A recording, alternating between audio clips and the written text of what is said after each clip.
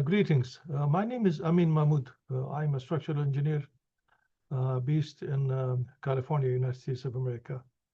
In this short presentation, I'm going to talk about introducing seismically safe home construction in my native country, Afghanistan. Before I do that, I'm going to show you a few slides of past earthquakes. Here is my presentation. This is the earthquake picture of an earthquake which happened in 2010 in Haiti. That killed more than 300,000 people. The death toll was mostly caused by unreinforced masonry walls. As you can see, all the blocks and bricks, people were buried in it. This is another picture of earthquake that happened in Kashmir in Islamabad, 2005. Heavy death toll caused by unreinforced masonry. The next one is also most likely this is either in Mexico or in Haiti. I do not know the exact location, but you can see a very gruesome picture. This is a lady, this is her hand, the sleeve, this is her face, this is her hair. And after these earthquakes, there was a wake-up call, and the world community acted very positively. As you can see, this is the team of engineers gathered in Oakland, California.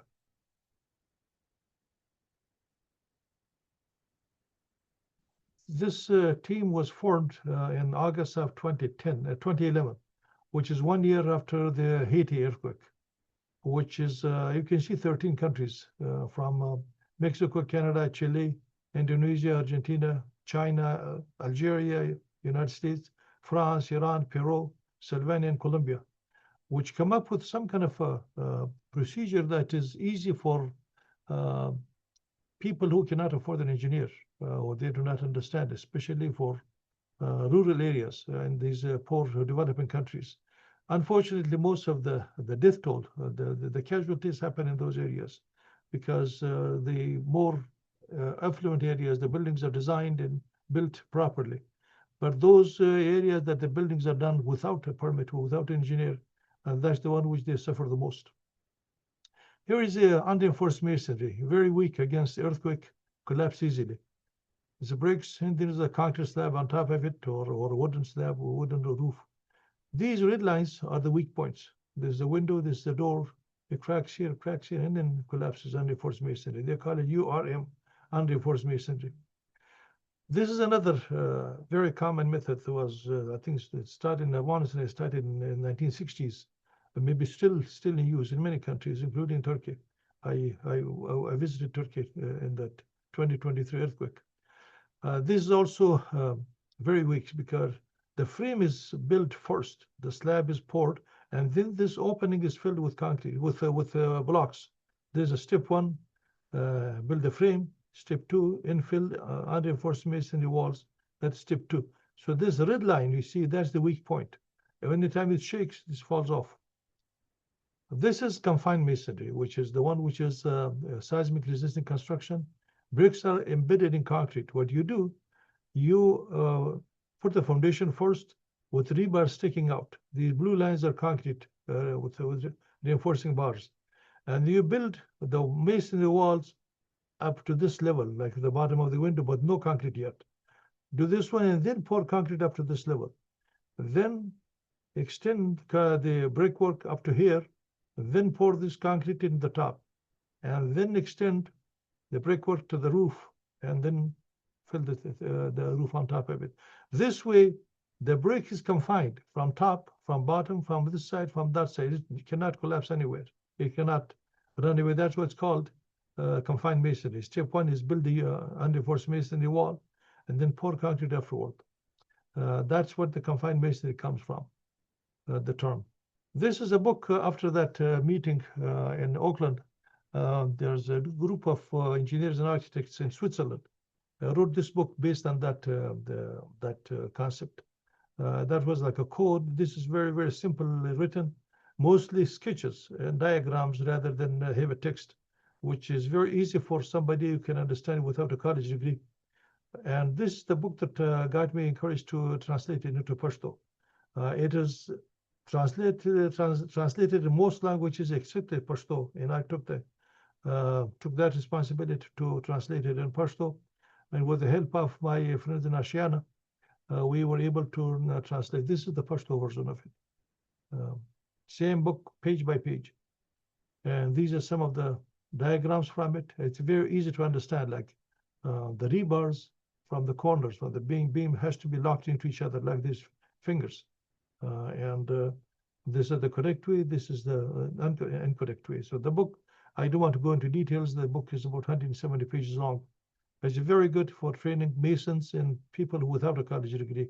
Although currently I'm giving lectures every Saturday to the university students and engineers in Afghanistan online.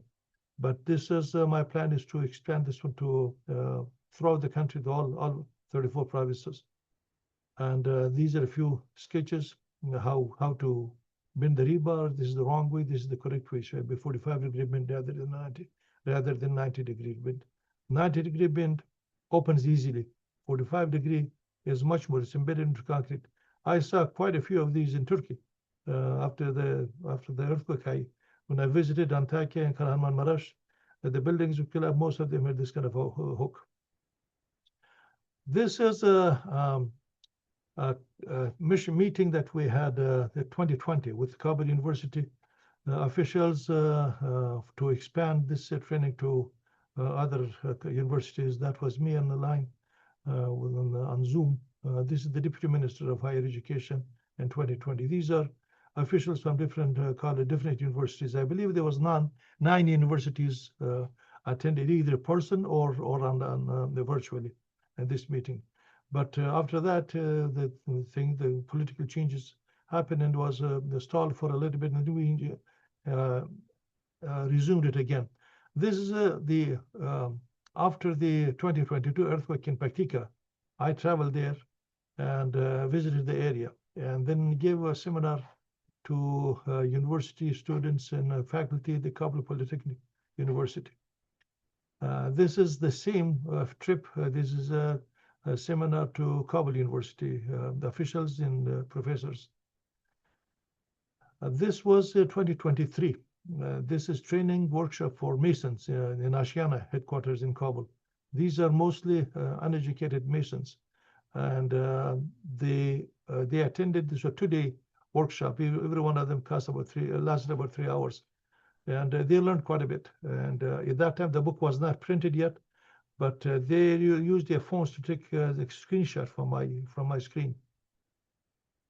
So the key thing is that we need to educate vocational and university level, either college degree or below college.